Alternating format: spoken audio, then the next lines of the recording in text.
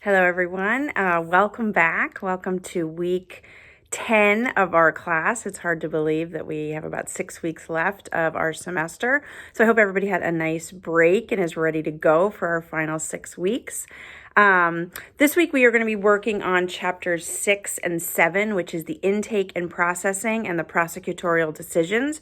You have one homework question that really has to do with juvenile records and being sealed or not. So I want people, as we are in week 10, to put some thought and some think about all the different perspectives of that question and what it means, and that historically juvenile records have been sealed. So over the age of 18, if you did anything under the age of 18, even if it was a serious crime, no one would ever see that. And when you get older and you are applying to jobs, many times there's many different applications that would ask for your criminal record history. Sometimes they run a criminal records check.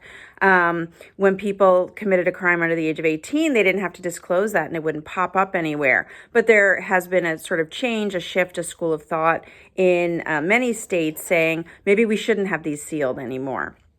Maybe this should be information that's available, and the juvenile as an adult has to be accountable for that. So even though maybe they've gone through their punishment, maybe they've gone through rehabilitation, that they have sort of turned the corner, now they still need to acknowledge it to future or, prospective employers, community groups, wherever you might have to do that. So that's your homework discussion. I want you to think about all the possible implications of that and give me a strong response, more than a sentence or two. We should be getting into paragraphs or two at this point for these questions.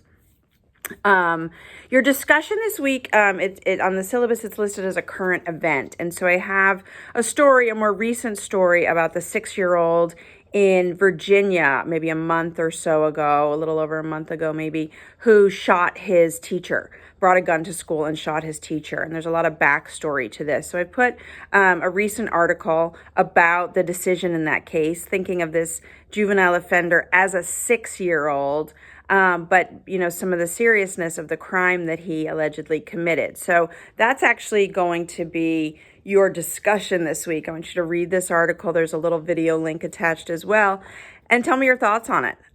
This, does have to do with some of the prosecutorial decisions, which is chapter 7. So you'll have, some components there that you can relate to after reading the chapter.